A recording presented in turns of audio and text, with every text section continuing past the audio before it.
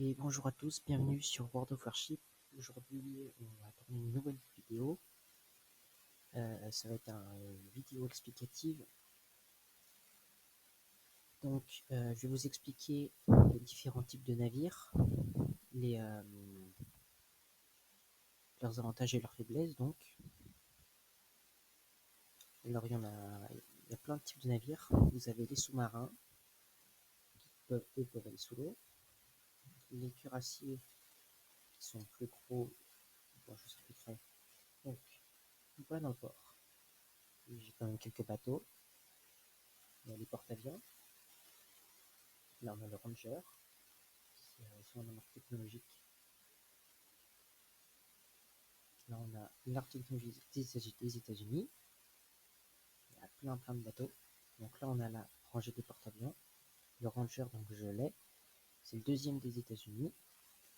Ensuite, en sous-marin, j'ai le Salomon, le Salmon, qui est le deuxième des sous-marins. Il n'y a que 3 sous-marins. Il y a d'autres nations qui en ont, mais pas toutes. Par exemple, je sais que le Royaume-Uni en ont. Là. J'ai aussi des porte-avions. J'ai aussi l'Allemagne qui en ont. Toujours par 3. Les porte-avions aussi. Plein de bateaux. On retourne sur la technologie des États-Unis. J'ai débloqué déjà plein de bateaux. Donc, je vais vous expliquer un peu leurs faiblesses et leurs avantages. On va aller dans les ports. On va prendre. On va commencer par les sous-marins. Pour commencer. Donc, pour ceux qui ne connaissent pas le jeu, là on a le commandant. Tout ce qui est. Toutes les informations du navire. Là on a les équipements. Donc, ce que je peux mettre sur le sous-marin. Par exemple, l'XP du navire. Les trucs que je peux débloquer pour l'amélioration, des drapeaux qui vont rajouter des bonus, les consommables, donc ça c'est pour les incendies et inondations, ça c'est pour détecter des navires, ça ne détectera pas sur la carte mais uniquement pour vous, un peu comme quand les écrans ils sont buggés, ils sont en noir et blanc. Là il y a le sonar, c'est pour détecter les sous-marins quand vous êtes sous l'eau, et ça c'est gouvernail amélioré. Donc pas à peine de vous dire ce que ça fait, ça juste ça tombe plus vite et il marche mieux. Donc moi j'ai installé capacité d'immersion amplification 1, permet d'être plus longtemps sous l'eau. Par exemple là j'ai mon commandant, j'ai 2 points, là je peux par ligne, ça rajoute plus. Par exemple là ça coûte 1 point par compétence, 2 points, 3 points, 4 points. Donc vu que là j'ai 2 points disponibles, je peux prendre soit amélioration du consommable, maintenance préventive et ultime résistance. Après ça c'est vigilant, ouais, pas mal. Donc retour. Donc il est assez petit et il a vraiment pas beaucoup de points de vie. Donc ensuite on a les destroyers. Alors ils sont géniaux parce qu'ils peuvent faire beaucoup de dégâts avec leurs torpilles. Mais par contre leur blindage face à un cuirassier comme le lion, il fait pas long feu. Alors, pour vous expliquer, le lion il a 4 x 4 canons. Donc, par contre le problème des cuirassiers c'est qu'ils mettent 30 secondes à se recharger. Donc si vous tirez tout en même temps et que vous ratez, vous avez le seul. Mais complètement. Parce que vous prenez attendez, exemple comme le Farragut, il a des petits canons. Regarde ce qu'il a comme torpille, 2 x 4. Donc c'est-à-dire qu'il peut tirer 8 torpilles en même temps. Donc les sous-marins, eux, donc ils peuvent aller sous l'eau. Ils ont une capacité d'immersion de base. Donc, bien sûr, ça va du plus petit au plus grand. Donc, les premiers sont une capacité d'immersion assez nulle. Le premier, je crois que c'était 1 minute 30, 1 minute 50, je sais plus. J'avais réussi à le faire monter à 3 minutes, à 2-3 minutes. C'est quand même pas mal. Hein. Ensuite, vous avez les destroyers, comme je vous ai dit tout à l'heure. Alors, lui, c'est un rang 6. Alors, avec les destroyers, ça sert à rien de vouloir tirer, va couler des navires avec les petits canons, parce que le laisser tomber, ça servira à rien. Le mieux, c'est d'utiliser vos torpilles. Bon, elle met pas mal de temps à se recharger aussi, parce que bah, c'est normal, c'est lourd. Et les petits canons, ils font rien, donc ça sert à rien de vouloir tirer avec. Donc ensuite, on a les croiseurs. Là. Donc, ils peuvent faire quand même pas mal de dégâts. Alors celui-là, c'est un français niveau 5, il a des torpilles. Mais pas tous. Alors le munition, je sais plus s'il en a. Ah oui, il en a. Peut-être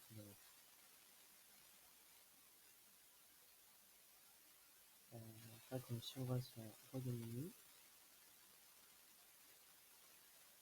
Si on va là, il n'a pas de torpille. Et non, par exemple, ils n'ont pas de torpille. Alors tous les croiseurs, la majorité des croiseurs japonais, à partir de là, eux, ils ont des torpilles. Et bah là aussi, ils ont des torpilles. Donc ce qui fait des croiseurs japonais des navires quand même assez redoutables. Parce qu'ils ont une puissance supérieure destroyée, mais pas beaucoup plus. Par contre, le problème c'est que les cuirassiers japonais, c'est bien, ils ont de la vie, hein, mais qu'est-ce qu'ils sont lourds! Ils vont pas plus de 20 nœuds, c'est très lent. Alors vous prenez mon bateau de tout à l'heure, le Lion, alors lui il monte à 30 facile.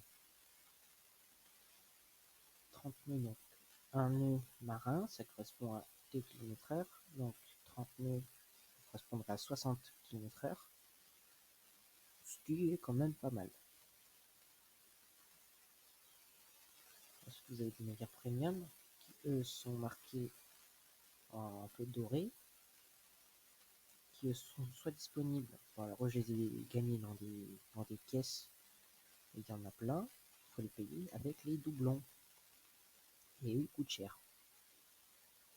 Donc, on a vu ces des cuirassiers, donc, comme je vous ai dit tout à l'heure, ils sont assez lents, par contre, ils font, si vos tirs sont bien placés, ils peuvent faire des dégâts.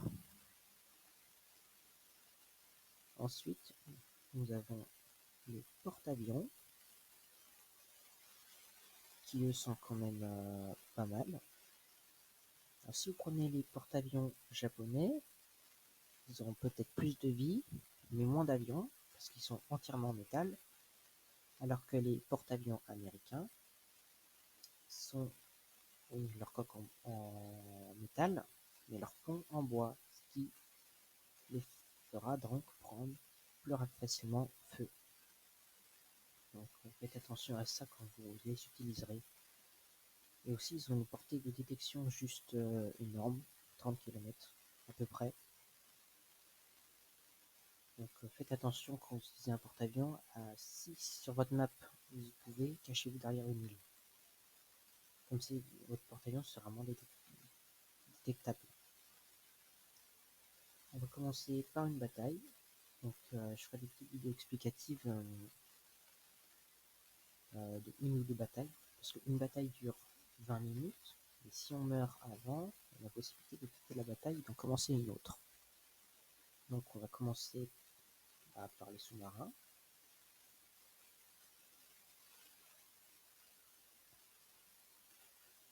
Donc on va prendre une compétence. Alors lui c'est Le navire conserve une petite partie de sa vitesse, de sa maniabilité, lorsque le moteur et les appareils hibernés sont hors service. Ouais. Risque de mise hors service des éléments. On va prendre lui. Maîtriser. Maîtriser. Et retour. On va faire combattre. Dans 2 petites secondes.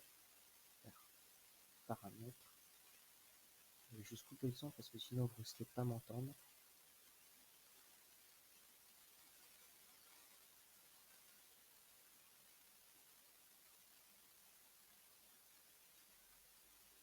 Tant pis, c'est pas grave. Armurerie. Qu'est-ce qu'il y a de nouveau dans l'armurerie? Donc, dans l'armurerie, vous pouvez débloquer des bateaux, des commandants. Là, par exemple. Quand vous allez dans le navire, vous voyez que vous avez des doublons comme je vous expliquais tout à l'heure. Là, vous avez le charbon. Là, vous avez l'acier. Donc, je pense que j'ai pas trop besoin de vous expliquer ici ce.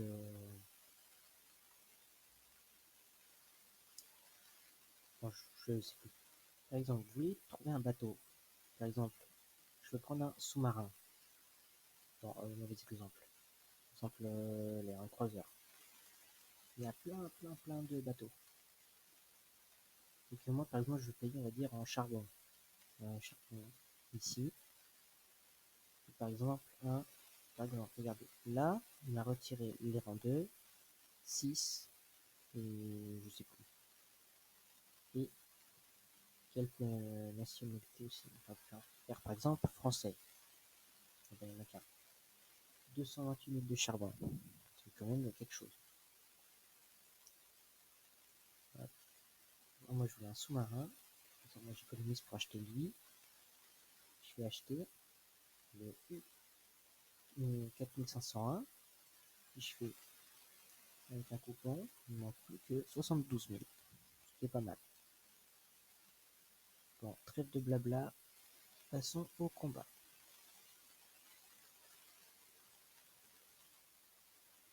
Donc, l'attente risque d'être longue. Ah bah non, faut pas oublier ce que j'ai dit en fait. Alors des fois, il peut y avoir un temps d'attente assez long pour une bataille. Quand ça dépasse 2 minutes, vous quittez la file et relancez le truc. Sinon, vous ne le trouverez jamais. Donc, on a un porte-avions et des bateaux. Donc, mission, ça nous affiche la carte. Moi, je suis là. Là, il y a tous les alliés qui sont là. On va faire lancer la bataille.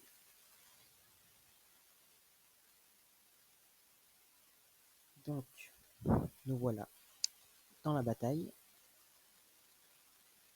Et c'est parti. Donc, là, il y a des zones qu'on peut capturer. Donc, info pratique, quand vous êtes en sous-marin sous l'eau, vous ne pouvez pas capturer de zones. Il faut être à la surface pour les capturer. Et aussi, plus vous êtes de membres de votre équipe dans une base, plus vous la capturez vite. Par exemple là, vous avez des cercles. Alors, regardez, pour ceux qui ne voient pas, regardez sur la carte. Vous avez différents cercles. Si je vais là, vous avez un cercle en petit pointillé qui correspond à celui-ci.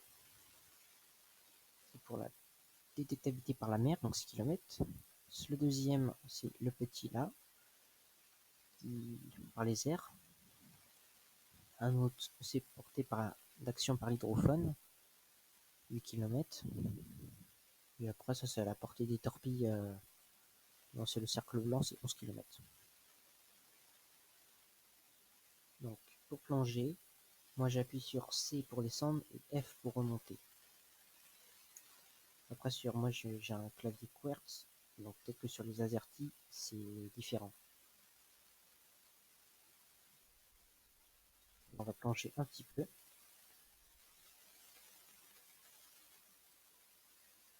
Malheureusement, il est hors portée et il a disparu. Là, on a plein de bateaux, de champagne. Il faut pas que le capitaine boit trop parce qu'après ils vont couler.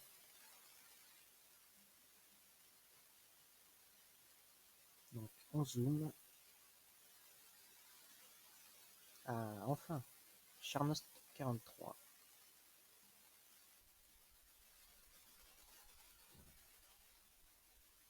Alors là, si je fais 2, je tire toutes mes torpilles. Je plonge. Sinon, je vais me faire repérer.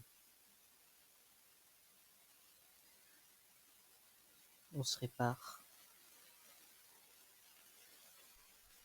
Demi-tour. On reste 2 minutes d'immersion. En sonar. Donc là. Ça. Ah, c'est là, ça va. Donc le champagne, kilomètre, on tire là.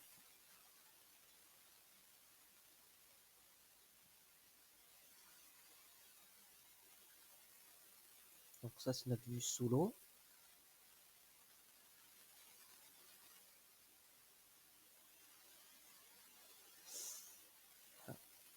Et zut. On va remonter. Le Bismarck.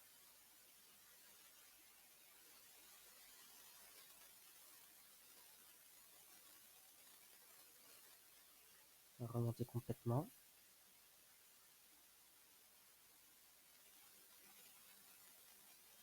Ah, ah ça pue.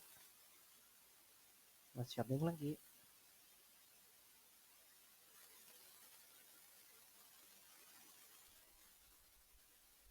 On va replonger.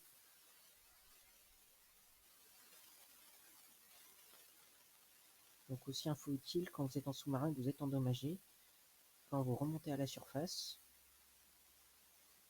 vous réparez plus vite.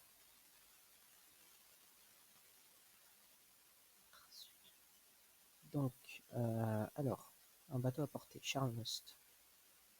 Donc toi je vais te manger. Hop.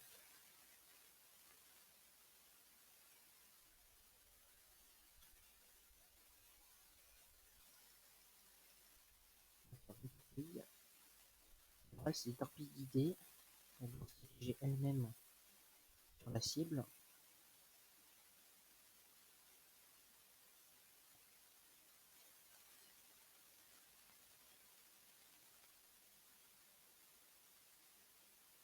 Donc,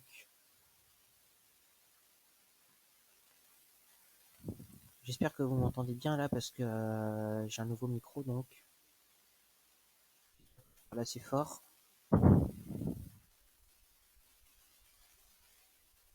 Ouh, eu de dégâts.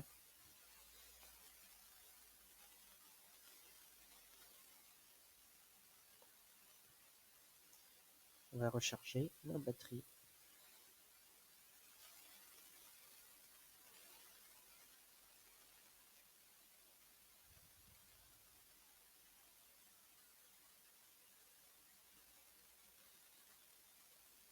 Donc là ça va, on est pas mal.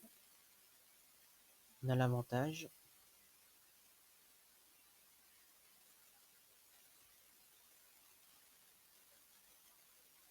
On recharge nos batteries. Alors les batteries se rechargent à la vitesse à laquelle elles s'épuisent. Donc c'est bon à savoir. Donc là on fait demi-tour pour retourner au combat. Ah, non, si je fais hydrophone. Que se passe-t-il?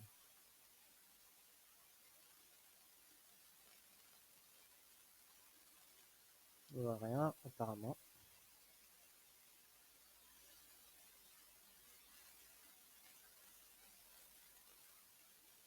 Mais effectivement hors portée. Ah, c'est super ça. Donc, sous-marin que vous avez vraiment beaucoup de batterie, bah immerse. Allez en plonger un petit peu pour pouvoir passer derrière les ennemis. pourrait essayer de le faire avec les troisièmes le troisième sous-marin parce que amélioré à fond. Peut-être que vous aurez plus de batterie, donc plus de temps pour rester sous l'eau.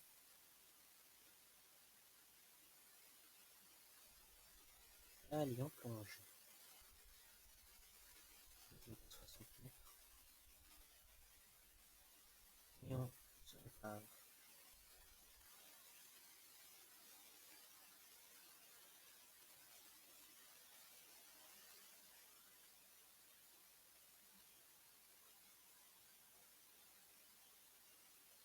Ah, bah on a coulé.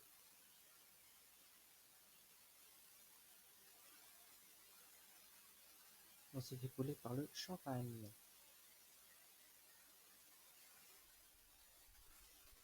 Je vous propose déjà de faire un autre navire.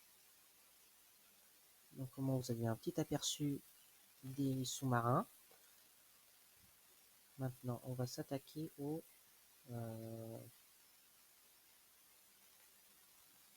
destroyer. Donc, lui, il a deux fois 3 tubes lance-torpilles. Lui, 1, 2, 3, 4 canons. Ouais, c'est ça. Bon, combattre.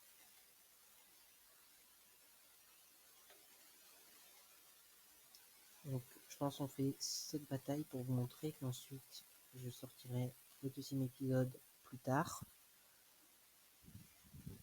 Pour pas que la vidéo soit trop longue. Parce qu'après, moi, pour la mettre en ligne, c'est très long aussi. Donc l'épisode sortira après le troisième épisode du let's play de City Skyline. Comme ça, l'attente entre les épisodes ne sera pas trop longue. Nous voilà. Un gaz. Donc, il y a un peu de vent. Quand vous allez sur B, ça vous met un menu. Par exemple, on va mettre bonne chance. Et quand vous appuyez sur N, ça klaxonne. Après, le son est différent pour tous les navires. C'est pas le même pour tous. Deuxième astuce. Quand vous regardez dans une direction, vous faites CTRL X. Ça va verrouiller notre armement. Par exemple, si je bouge, vous voyez que l'armement ne bouge pas. Après, n'oubliez pas de refaire CTRL X pour enlever, parce que sinon, vous croyez que vous tirez là-bas, alors qu'en fait, vous tirez là. Par exemple, là, on a détecté un navire. Si je prends les torpilles, on va faire... Quand vous rappuyez sur 3, ça va mettre un angle plus grand. Donc il aura moins de chances pour se faire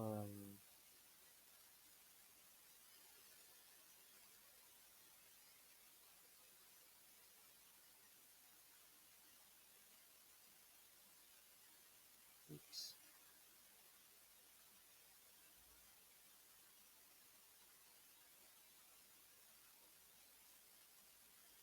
Attendez, on refait X pour changer de cible. On va prendre les obus, on va zoomer, on va tirer.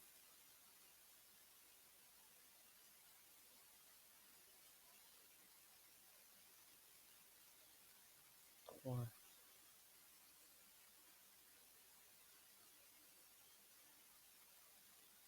Alors, X, c'est là. On va toucher le porte-la-malle, donc on va tourner.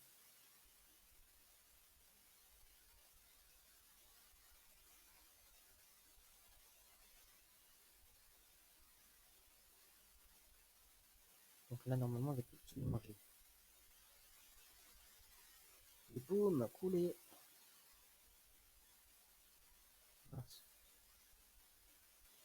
On en fait demi-tour, parce que sinon on va se faire manger par les ennemis. Là, il a mangé une bord de la map, donc on va lui tirer dessus. C'est pas très chevaleresque, mais au moins on est safe.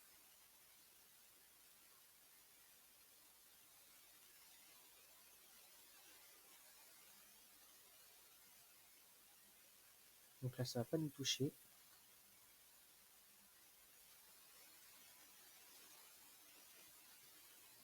Donc là, c'est pas nous qui l'avons coulé. Attendons que les torpilles rechargent. Et on retourne au combat.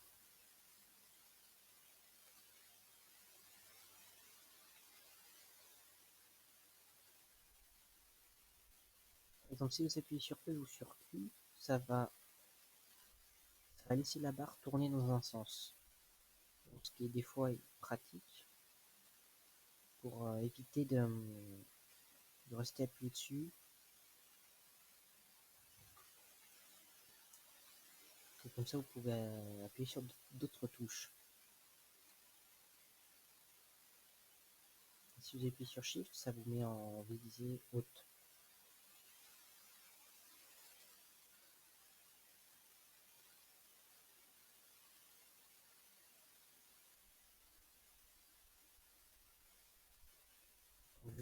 On va, avec notre destroyer qui est là, on va se rapprocher du cuirassier. Être en ligne de tirer où? Ah ouais, d'accord. On sait pas.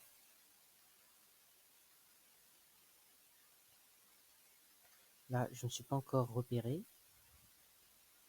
Quand il dépassera le premier cercle pointillé, le cuirassier, je serai repéré.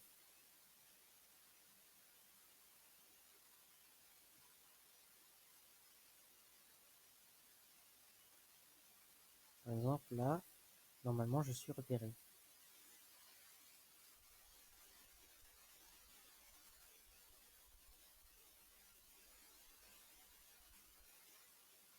Moi, j'ai ma petite technique, mais bon, elle marche mieux quand on est à deux. La technique est très simple, c'est, disons, vous êtes à deux, et vous jouez à deux, votre pote, il a un croiseur, vous faites en sorte que le cuirassier vise votre pote, pendant que vous lui passez derrière, vous lui tirez vos torpilles, et ensuite, du coup, vous essayez de,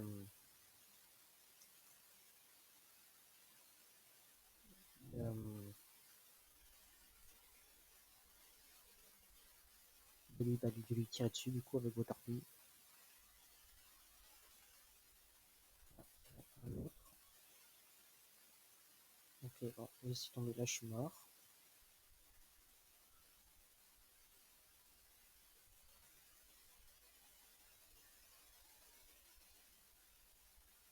Bon, je suis mort.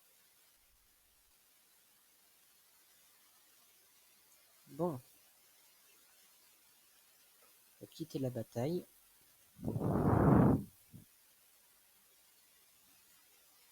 Donc, on avait gagné pour l'autre bataille. XP du navire 500, bon, normal vu qu'on est mort. Crédit 73 000, bon, c'est pas mal. Ah, on a gagné un point XP. Voilà, on en avait déjà un.